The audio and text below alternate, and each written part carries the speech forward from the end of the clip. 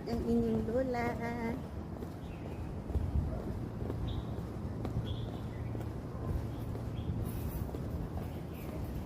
Pumasya na ang pantalon ko, guys. Ay, hindi ito okay lang, pero hindi ito. Hindi ito kumakasya.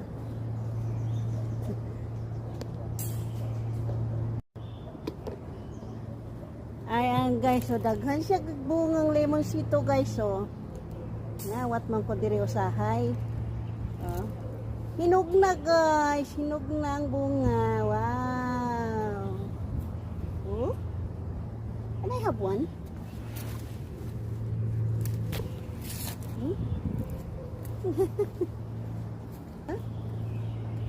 Bango. Kalamansi, guys. Nangawat ko. Nangawat na pud ko. Ngawat man ko gabi og tulo ka buok. Karon ngawat na pud ko isa.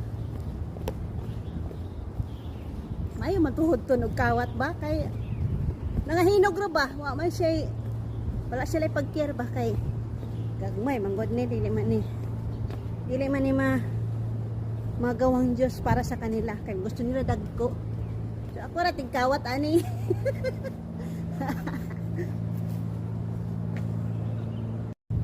Yan, direta mo agi, guys, sa hagdan.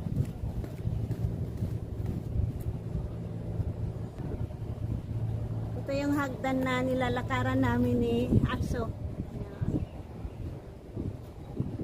Dito ako dadaan kasi may gagawin ako doon sa park bago tuluyang pumunta sa aking destination. Oh, pumasya na ang aking pantalon, guys. Hindi ito makapasok sa dito ko eh. Yung dito sa baba, inat-inat naman to, medyo okay lang nung nakaraan. Pero yung dito sa hips, hindi ito makakapasok. Pero ngayon pasok na siya, oh. Medyo nabawasan siguro ang kapal ng bilbil ko. Feeling grand. Okay na, guys, feeling grand.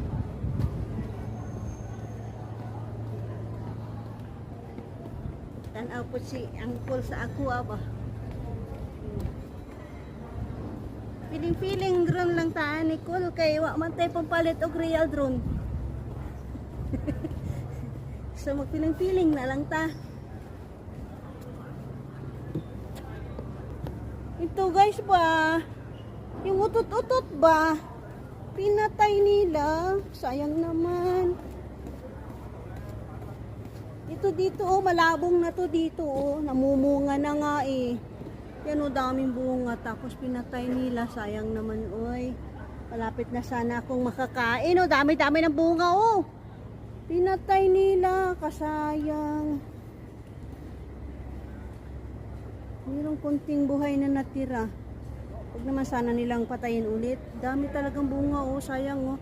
Nagantay na lang sana yan ng nagantay na lang sana yun na mahinog, guys. Tapos makakain na sana ako. Tapos pinatay nila, oh.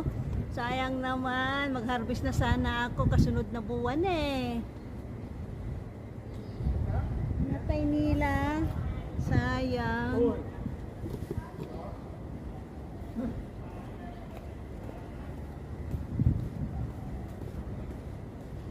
Dami-daming bunga talaga. Sinayang nila.